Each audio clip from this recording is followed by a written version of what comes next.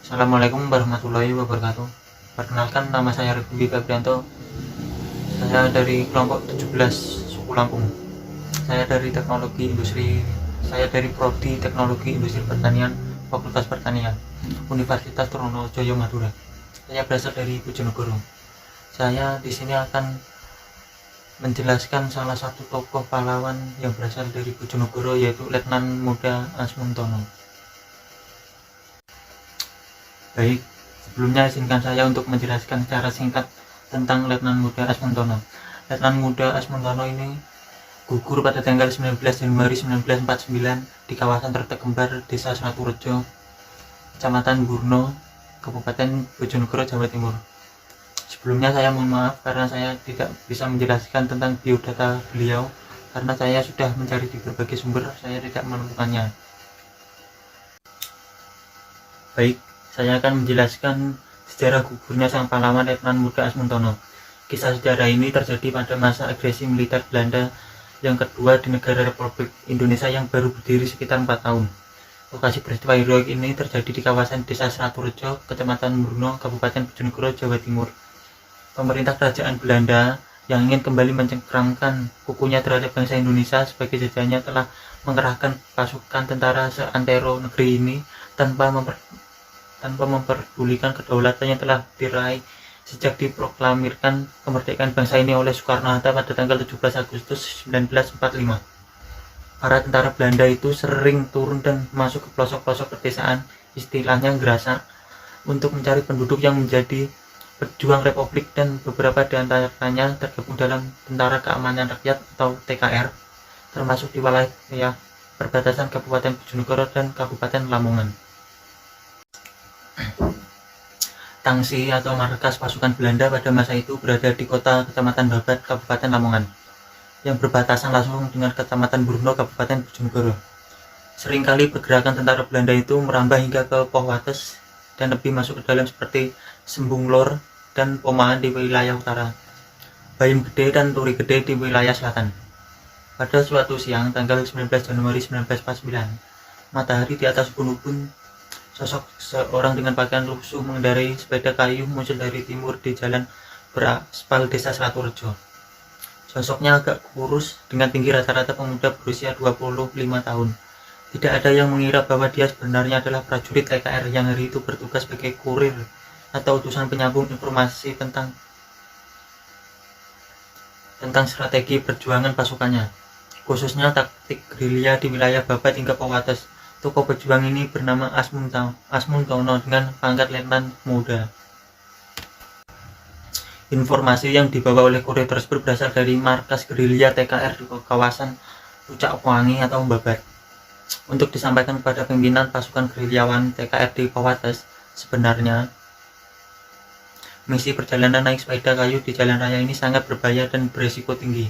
Tetapi mengingat rute yang cukup jauh dan berita yang harus segera tersampaikan membuatnya tidak punya pilihan lain.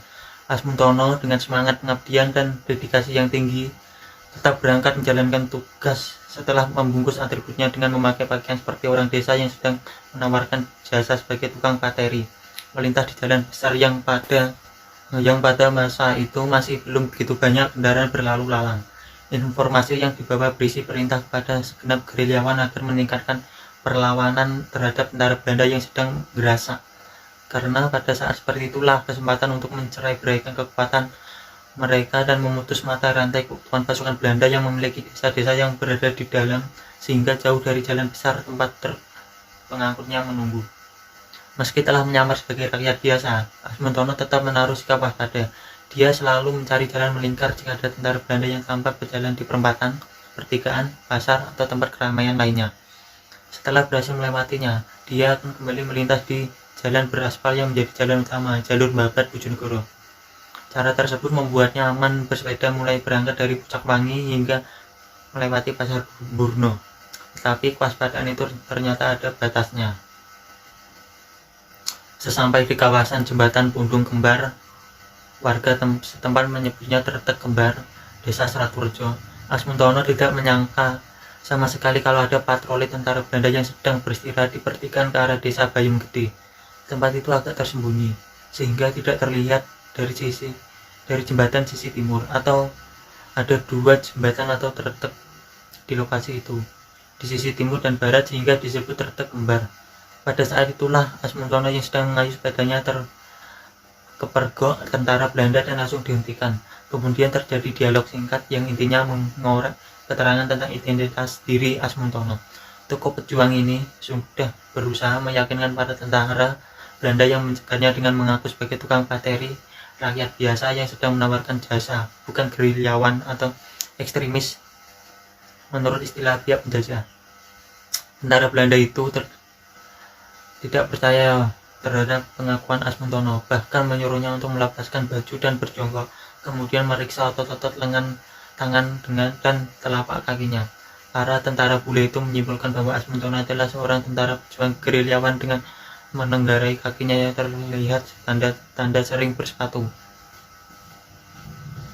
Akhirnya, dengan kejamnya tentara Belanda itu menembak sang kurir TKR Asmuntono di pinggir jalan besar pertigaan tretek kembar desa Seraturejo.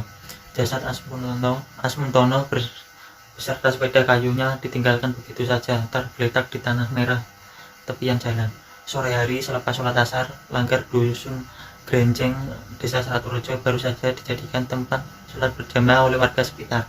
Saat itu Mbah Yai Tukul dikerumuni oleh jamaahnya, diantaranya ada Sami, Sarip, dan Kasrik. Mbah Yai Tukul diberitahu bahwa ada jenazah seseorang di jembatan Pundung Kembar, korban penembakan tentara Belanda sejak siang, yang masih tergeletak di tempatnya karena warga masih ketakutan untuk melihat apalagi mengambilnya. Begitu tentara Belanda menyingkir dari tempat itu, barulah ada yang melaporkan kepada petinggi atau sebutan warga dari Seraturejo saat itu untuk lurah. Selanjutnya, kepala desa ini menyuruh pemuda bernama Sakeyo untuk memberitahu Mbah Yai Tukul agar secepatnya merawat, menyembahyangi, dan memakamkan jenazah itu. Meski bukan warga desa Seraturejo dan tidak ada yang mengenalnya, perintah petinggi Sarijan segera dilaksanakan oleh Mbah Yai Tukul bersama jamaah langgar Grenjeng dan penduduk, dipimpin Kami Tua, Kromo Dimejo, dan Kebayan Kromo Hastro. Jenazah yang terletak di tepi jalan besar itu kemudian diangkat oleh warga bersamaan dengan datangnya utusan TKR ke desa Seraturejo yang membuat warga Seraturejo tahu nama Asmuntono.